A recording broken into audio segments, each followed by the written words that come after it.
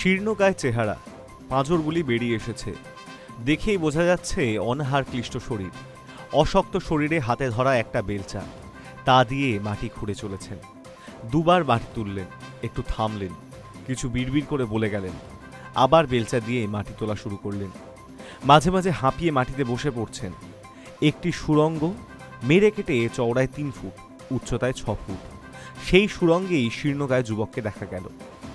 এমন একটি ভিডিও সম্প্রতি প্রকাশ্যে এসেছে।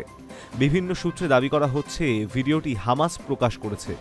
সুড়ঙ্গে যে যুবককে দেখা যাচ্ছে তিনি আর কেউ নন, প্যালেস্তাইনের সশস্ত্র গোষ্ঠী হামাসের হাতে বন্দী এক ইসরায়েলি যুবক। এই নিয়ে দ্বিতীয় পণবন্দির ভিডিও প্রকাশ করল হামাস। যে ভিডিও প্রকাশ্যে আসার পর ইসরায়েলে প্রধানমন্ত্রী নেতানিয়াহুর বিরুদ্ধে পণবন্দীদের পরিবার এবং আম জনতার মধ্যে ক্ষোভ বাড়ছে। জানা গিয়েছে পণবন্দী ওই যুবকের নাম এভিয়েটার ডেভিড।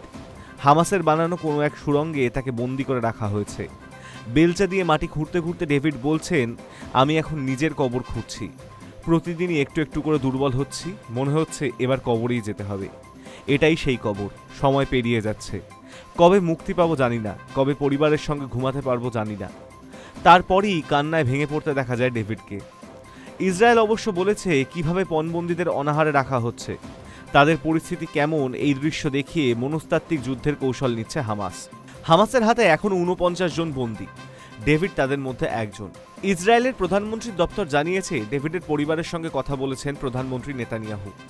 পণবন্দীদের যাতে সশরীরে ফিরিয়ে আনা যায় তার জন্য অনবরত চেষ্টা চালিয়ে যাচ্ছে সরকার। এর আগে আরও এক পণবন্দীর অনাহার ক্লিষ্ট চেহারার ছবি প্রকাশ্যে এনেছিল হামাস। প্রসঙ্গত 2023 সালের 7ই অক্টোবর ইসরায়েলে হামলা চালায় হামাস। বহু ইসরায়েলি এবং বিদেশি নাগরিককে পণবন্দী করে তারা। সেই ঘটনার পর থেকে হামাসের সঙ্গে ইসরায়েলের সংঘর্ষ চলছে। High news network.